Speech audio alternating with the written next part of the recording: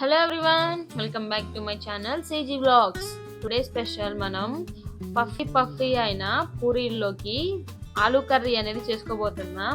ఇది పర్ఫెక్ట్గా ఈజీ వేలో సింపుల్గా ఎలా చేయాలో చూసేద్దాం. ఇది ఫస్ట్ టైం చేసిన వాళ్ళకైనా కానీ చాలా ఈజీగానే ఉంటుంది ప్రాసెస్ అనేది. స్టెప్ బై స్టెప్ ప్రాసెస్ ఏంటో ఇప్పుడు చూసేద్దాం రండి. ముందుగానే గిన్నె పెట్టుకొని స్టవ్ మీద ఆయిల్ వేసుకొని వేడి చేసుకుందాం. అందులో 2 వెల్లుల్లి రబ్బలు వేసుకొని వేయించుకుందాం. అలాగే 4 పచ్చిమిర్చి ముక్కల్ని, ఒక 2 కరివేపాకులను కూడా వేసుకొని వేయించుకుందాం.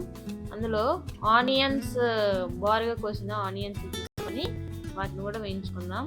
ఇది తర్వాత కట్ చేసి పెట్టుకున్న టమాటా ముక్కలు కూడా తీసుకొని వాటిని కూడా వేయించుకుందాం.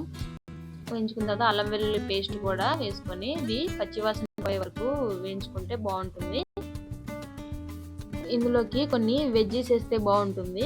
నేనైతే క్యారెట్, బీన్స్, పచ్చి బఠానీ ముక్కలుగా కట్ చేసుకొని ఇందులో వేసుకుంటున్నాను. ఇవి బాగా కలుపుకొని ఆయిల్ అంతా దీనికి పట్టేలాగా ఉంచుకుందాం. ముందుగానే ఉడికించుకున్న ఆలూని ముక్కల్ని మనం కొంచెం స్మాష్ చేసి అందులో వేసుకోవాలి.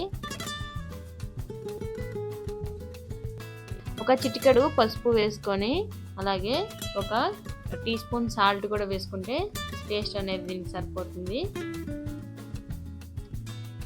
అలాగే అన్నిటినీ కలిసేలాగా మనం తిప్పుకోవాలి, ఆయిల్ దీనికి పట్టేలాగా. అలాగే మంచిగా తిప్పుకున్న తర్వాత కొద్దిసేపు మగ్గనిద్దాం. మగ్గనిచ్చిన తర్వాత నేనైతే ఒక గ్లాస్ వాటర్ తీసుకొని పోసుకుంటున్నాను మంచిగా ఉడకటానికి. ఒక 2 టేబుల్ స్పూన్ల మనం శనగపిండిని వాటర్లో మిక్స్ చేసుకొని పోసుకుంటే చిక్కగా అవుతుంది కర్రీ అనేది.